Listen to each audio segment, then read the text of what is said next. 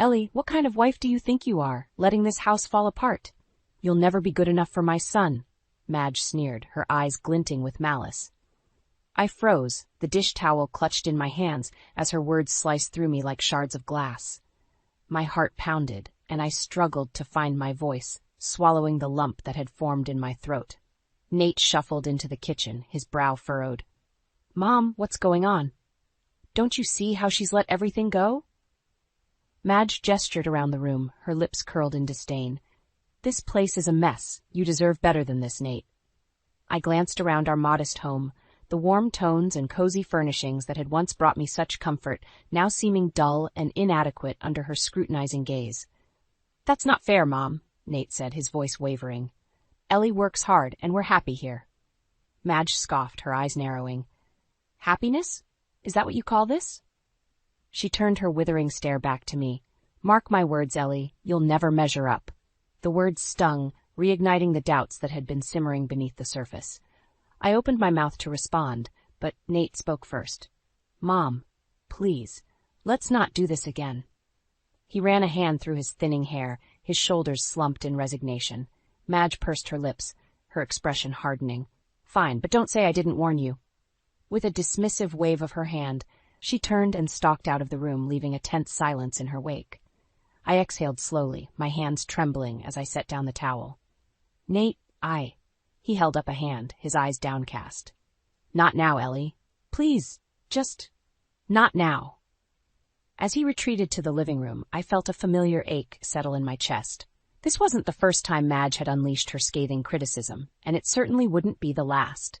Her unannounced visits had become a constant source of tension, her barbed words chipping away at the foundation of our marriage.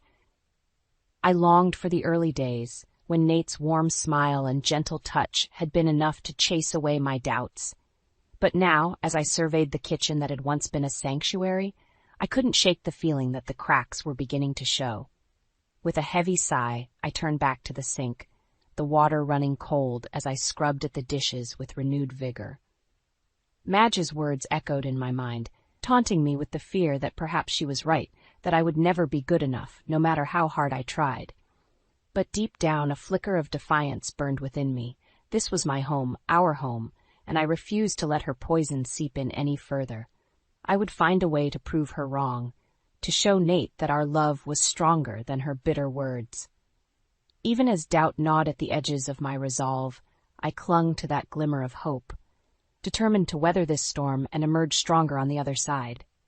Nate, you need to stand up for us. This is our home, not a battleground for your mother's whims, I pleaded, my voice tight with emotion as we sat down for dinner. He shifted uncomfortably in his chair, avoiding my gaze.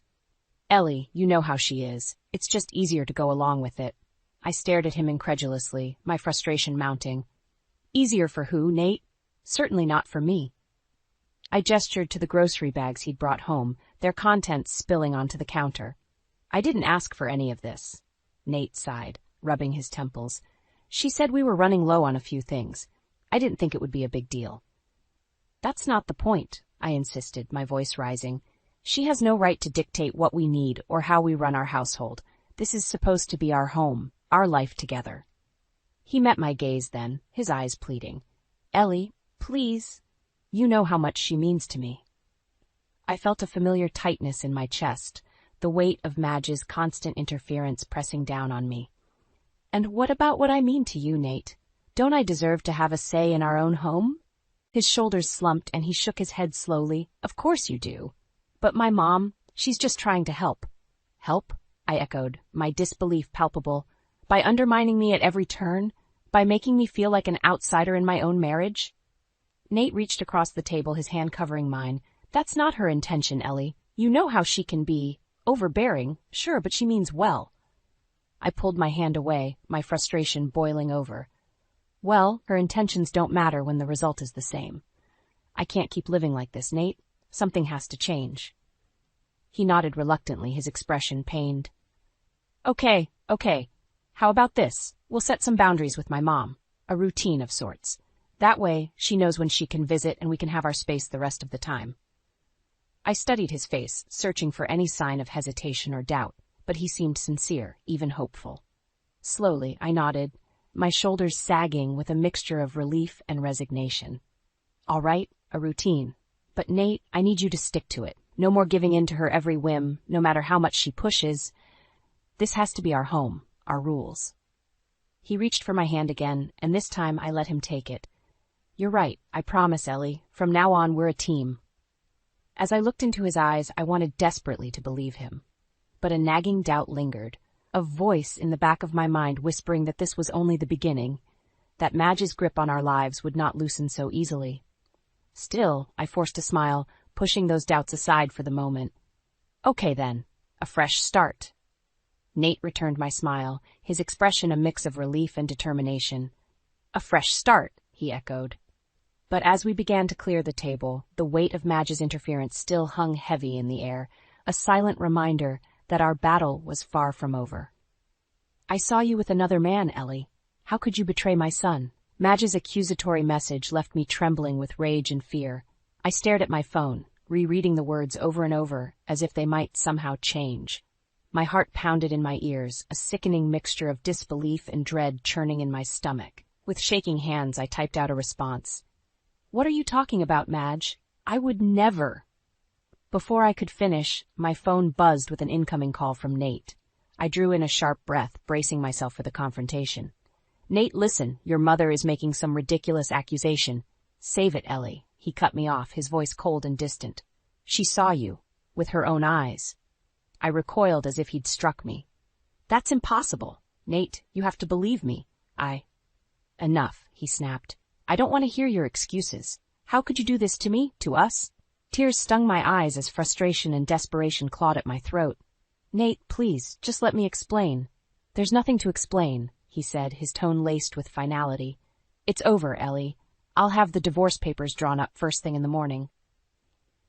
The line went dead, and I sank to the floor, my body numb with shock. Divorce papers? Just like that, without even giving me a chance to defend myself? Anger flared within me, hot and searing, momentarily overshadowing the hurt.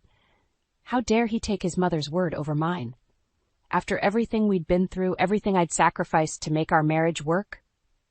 I clutched the phone, my knuckles white, as a torrent of emotions threatened to overwhelm me. Betrayal, disbelief, rage, they swirled together in a toxic maelstrom, leaving me gasping for air.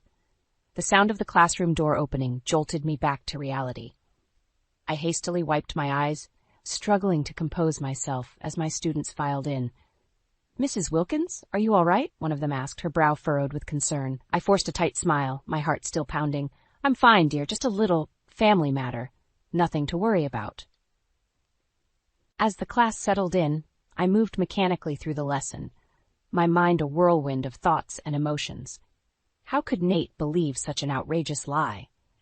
And from his mother of all people, the woman who had made it her mission to undermine me at every turn? A bitter realization began to take root. Nate's loyalty would always lie with Madge, no matter how outlandish her claims or how deeply she hurt me. In his eyes, she could do no wrong. By the time the final bell rang, a cold resolve had settled over me. If Nate was so quick to turn his back on me, to discard our marriage without a second thought, then so be it. I would not beg or grovel for his trust, not when it was so clearly misplaced. As I gathered my things, a plan began to take shape. I would not go down without a fight. Madge might have struck the first blow, but I would be the one to deliver the final, decisive blow that would sever her toxic hold on our lives once and for all. With a deep breath, I dialed Carly's number, my voice steady and determined. Sis, I need your help. Think about your actions, Ellie. I'll be back in a few days to see if you've come to your senses. Nate's words lingered in the empty house, a chilling reminder of his betrayal. I sat on the couch, numb, as the weight of his words crashed over me. How could he take Madge's side so easily, so completely? After everything we'd promised each other? Anger flickered to life within me, pushing past the initial shock and hurt. I would not simply accept this, not after Nate had dismissed my perspective without a second thought. Carly's voice rang in my mind. Sis, I need your help. Of course, I had already confided in her, my ever-loyal sister and confidant. If anyone understood the gravity of Madge's interference, it was Carly. I reached for my phone, fingers trembling slightly as I tapped out a message. I'm ready to take your advice. Meet me at home in an hour? Her reply was swift. You got it. I'll be there.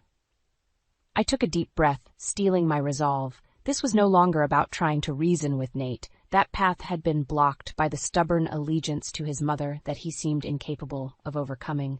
No, this was about reclaiming my life, my autonomy, and refusing to be a casualty in Madge's war against our happiness. The minutes ticked by slowly, the silence in the house pressing in on me like a physical weight. But I refused to be cowed, to let Madge's manipulative words take root. This was my home, my life, and I would not surrender it without a fight.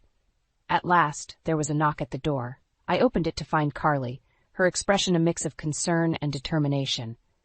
You look like you've been through the ringer, she said, enveloping me in a hug. But I'm here, sis.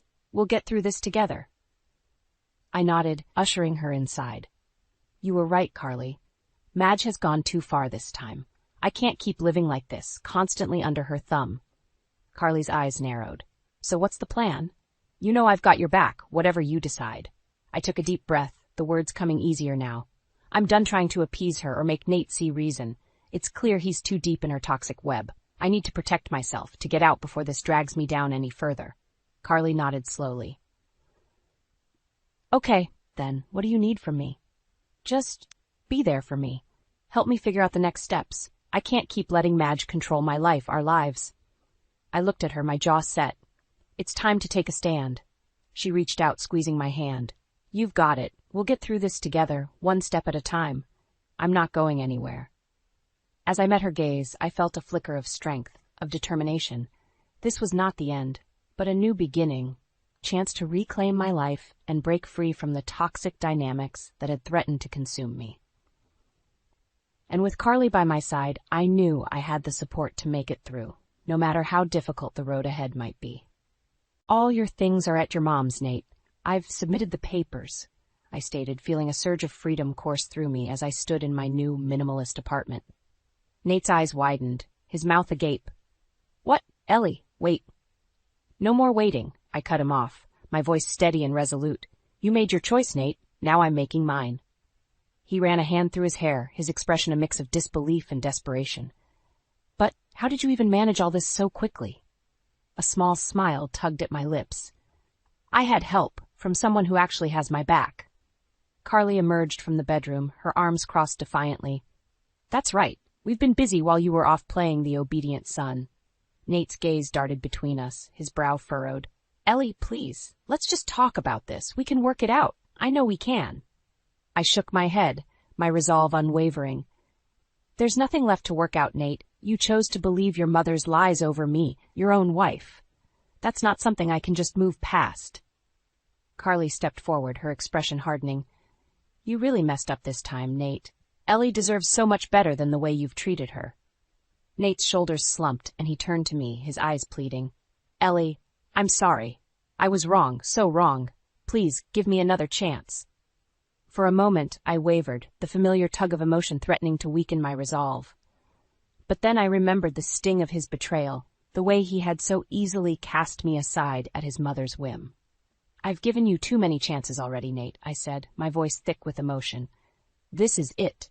This is me taking control of my life again.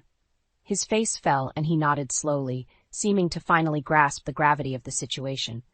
I understand. I don't know how to fix this, but I'll respect your decision. Relief washed over me, a weight lifting from my shoulders. I had expected more resistance, more pleading and excuses. But in that moment, it was as if he finally saw me, saw the strength and determination that had been there all along, buried beneath the weight of his mother's manipulation. Carly stepped forward, placing a supportive hand on my shoulder. You did the right thing, sis. It's time to start fresh. I nodded, offering her a grateful smile. Thank you for everything.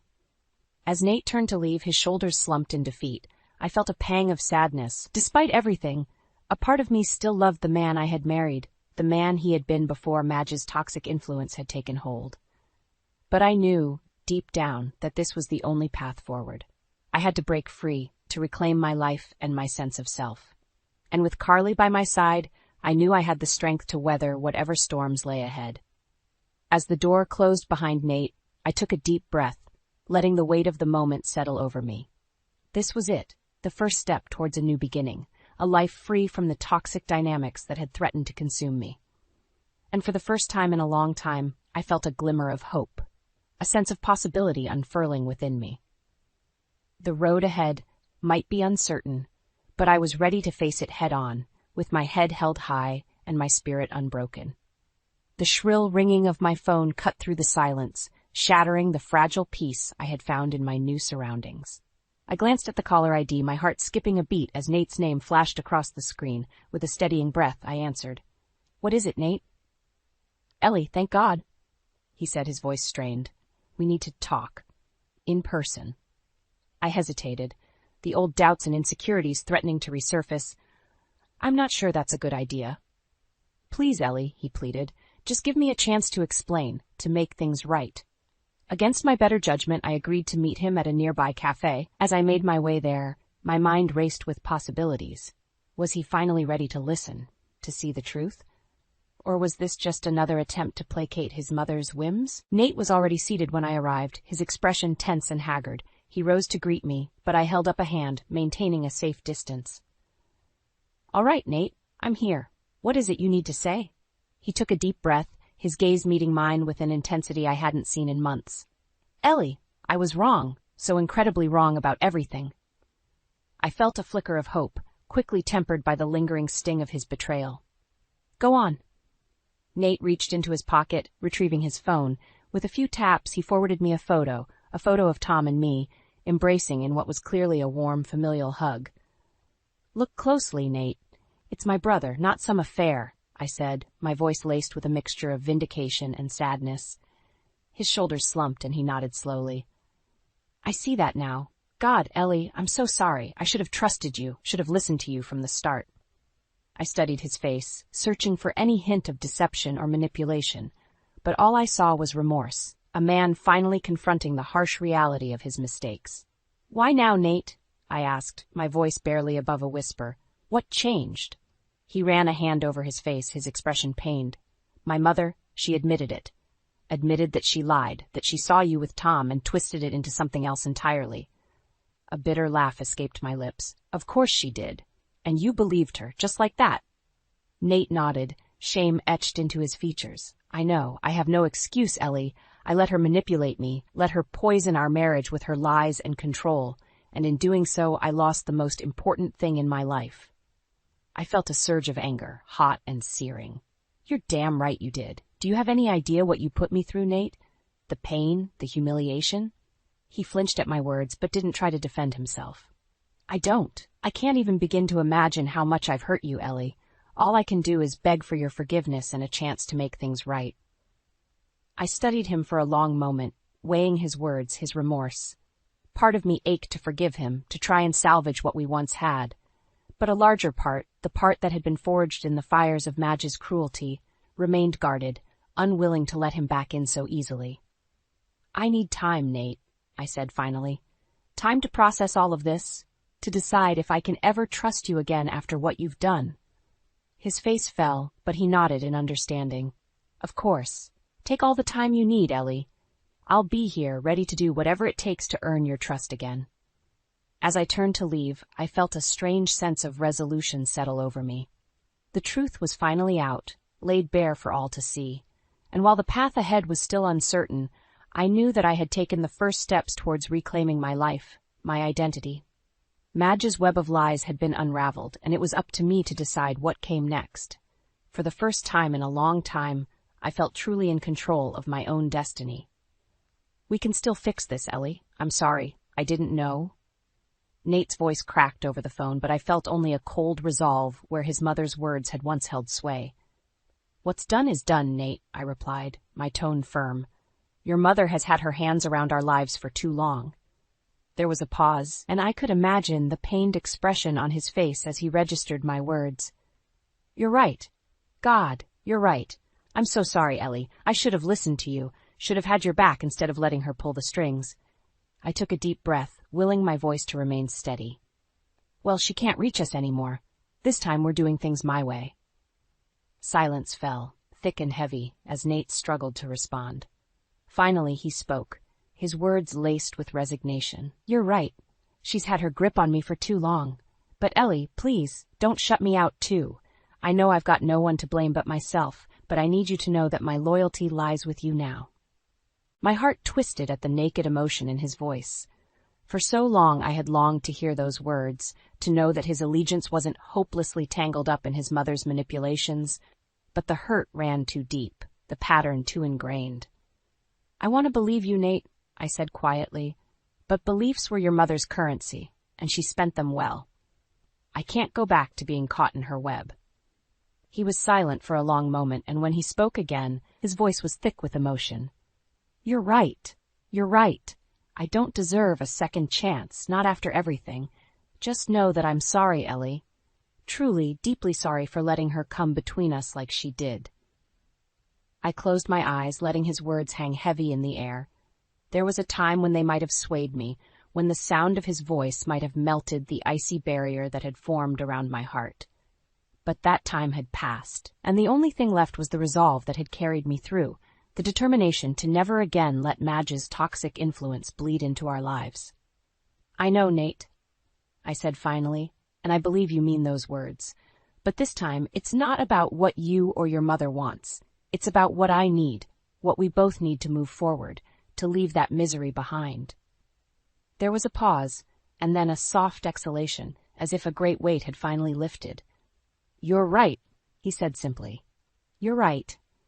And in that moment I knew that no matter what words he might have uttered, they would never again hold the power to sway me. The ties that had bound me to his mother's manipulations had been severed, and the only voice left ringing in my ears was my own, a voice of strength, of resolve, and of the freedom to chart my own path forward. "Here's to new beginnings, Ellie. You deserve it," Carly toasted, raising her glass as we sat together in my new apartment, the warm glow of the setting sun filtering through the windows. I clinked my glass against hers, a small smile tugging at my lips as I felt the weight of the past few months lift ever so slightly. "Thank you, sis, for everything." Carly waved a dismissive hand. "No need to thank me. That's what family is for. Being there through the tough times, no questions asked." I nodded, taking a sip of my wine as my gaze drifted around the minimalist space. It was a far cry from the cozy home I had once shared with Nate, but in its simplicity, I found a strange sense of peace, of possibility. "It's going to take some getting used to," I admitted, "but I already feel lighter, you know, like I can finally breathe again without Madge's shadow looming over me."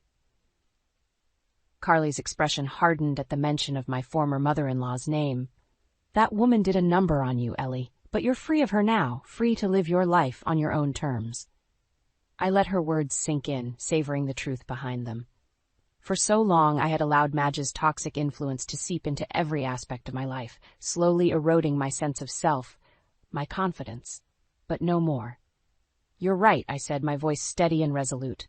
"No more letting her control me, no more sacrificing my happiness for her twisted idea of what a family should be." Carly reached across the table, giving my hand a gentle squeeze. "That's my girl. You've got this, Ellie. And you're not alone.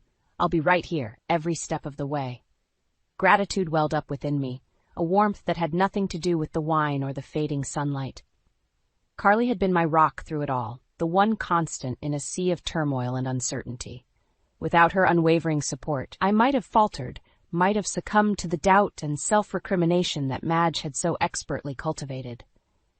"I don't know what I would have done without you," I said, my voice thick with emotion. "You gave me the strength to stand up for myself, to break free from that toxic cycle." Carly's expression softened, her eyes shining with a mixture of pride and affection. "You had that strength all along, Ellie. I just helped you find it again."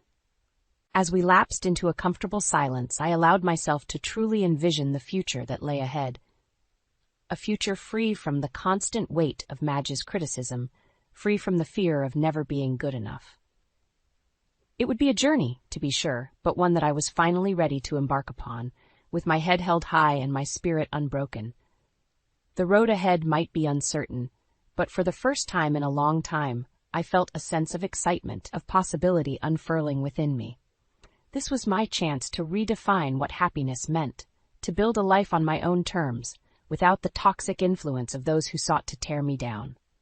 And as the last rays of the sun dipped below the horizon, I raised my glass once more, a silent toast to the new beginnings that awaited, beginnings that were mine and mine alone to shape and embrace.